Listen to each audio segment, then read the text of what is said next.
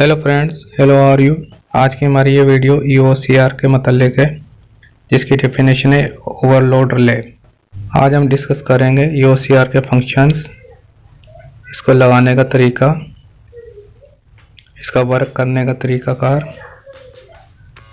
इसको ऑपरेट करवाने का तरीकाकार, और इसे हम किस तरह और किस जगह पे लगाते हैं और इससे हमें क्या क्या फ़ायदा हासिल होते हैं। ओवरलोड रिले काम करती है सेफ्टी का। इसके ज़रिए ऑपरेट होने वाले इक्विपमेंट्स की सेफ्टी करती है, शट डाउन करवाती है या बंद करवाती है। सबसे पहले हम जिस सेटिंग की बात करेंगे वो है लोड सेटिंग या करंट सेटिंग। जैसा कि आप स्क्रीन पे देख सकते हैं, ये इस EOCR की लोड सेटिंग हमारे पास 5 एम्पेयर से 70 एम्पेयर तक है। इसमें दूसरी नौयत की भी EOCR आती हैं जिसमें सेटिंग्स अलग होती हैं, कम एम्पेयर और ज़्यादा एम्पेयर की अवेलेबल है मार्केट में। इस पे हम सेटिंग उस लिहाज से करते हैं कि हमारी मोटर का मैक्सिमम करंट जो होता है उसकी हम 80% सेट करते हैं। इसके बाद है D time starting delay time. इससे हम अपनी मोटर का स्टार्ट का जो टार्क टाइम होता है वो सेट कर देते हैं। मिसाल के तौर पर हमारी मोटर 5 सेकंड 6 सेकंड जितना भी उसका टार्क टाइम होगा वो उसके ज़रिए सेट कर देंगे, ताकि हमारी मोटर जब स्टार्ट होती है तो ज़्यादा टार्क लेती है, उसके बाद अपनी असली एम्पेयर पे आ जाती है। इस टार्क के दरमियान में जो हमारी मोटर ट्रिप नहीं हो, इसलिए हम ये टार्क टाइम सेट कर देते हैं। ओ टाइम की setting over current run time, हमारी मोटर कितनी देर दिए गए करंट से ओवर चल सकती है, जो कि फील्ड में हम अमूमन 3 से 5 सेकंड रखते हैं। इस दौरान हमारी LED फ्लक्चुएट करती रहेगी। अगर मुकर्ररा करंट से 100% तक करंट ऊपर जाता है और ये 3 सेकंड के दरमियान वो चलता रहता है तो हमारी EOCR उसे ऑटोमेटिकली तौर पर बंद करवा देगी, यानी कि मोटर को शट डाउन करवा देगी। अगर इससे आगे लगा हुआ लोड, मोटर से रिलेटेड जो लोड लगा हुआ था कि जिसमें कन्वेयर हो सकती है या कोई और क्रशिंग मशीन हो सकती है, कुछ भी हो सकता है, उसका भी लोड या बेरिंग का फॉल्ट है किसी वजह से लोड ऊपर जाएगा तो हमारी ये EOCR काम करेगी।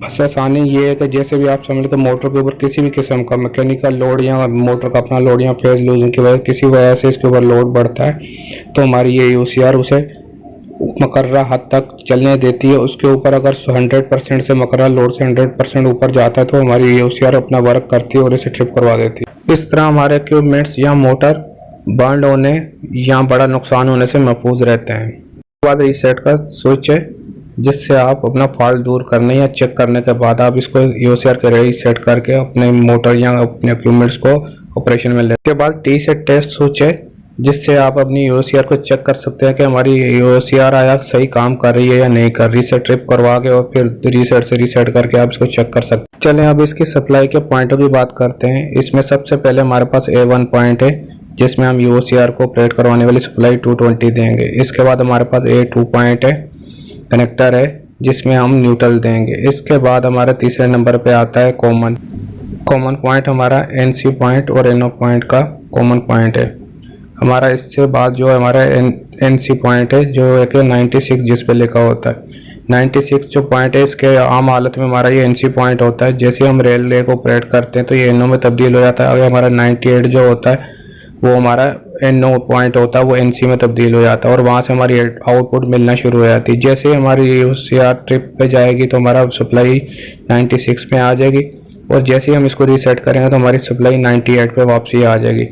तो इस तरह हमारा एक कॉमन पॉइंट हो गया। 95 का जो है वो कॉमन पॉइंट है, 96 जो है वो हमारा ट्रिप का पॉइंट है और जो है 98 हमारा नॉर्मल सप्लाई का पॉइंट है।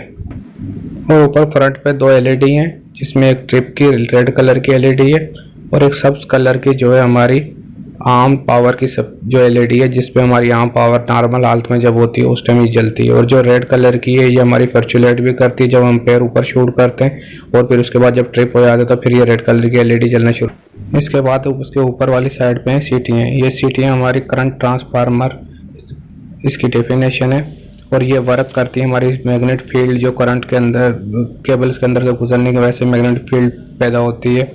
उस मैग्नेट फील्ड के ज़रिए से ये अपने अंदर करंट जनरेट करती हैं और वो करंट हमारे इसके EOCR को ये मुहैया करती है, जिससे हमारे अंदर सेंसर जो हैं लगे हुए हैं वो सेंस करते हैं, उस करंट को सेंस करके उसके मुताबिक आगे हमारी EOCR जो है वर्क करती है।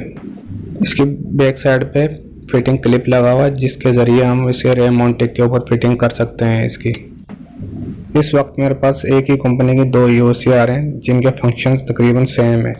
इनकी कीज़ आगे पीछे ज़रूर हैं लेकिन इनके फंक्शन सेम है। इस तरह और भी बहुत सारे मॉडल्स आते हैं जिनके कीज़ वगैरह आगे पीछे हो सकती हैं लेकिन इनका फंक्शन तकरीबन सेम ही होता है। एक EOCR के पीछे 3 होल दे दिए गए हैं इजाफी, जिसके ज़रिए हम केबल पे एक साइड से गुजार के नीचे जा सकते हैं, और दूसरी EOCR के पीछे ये होल्स नहीं हैं।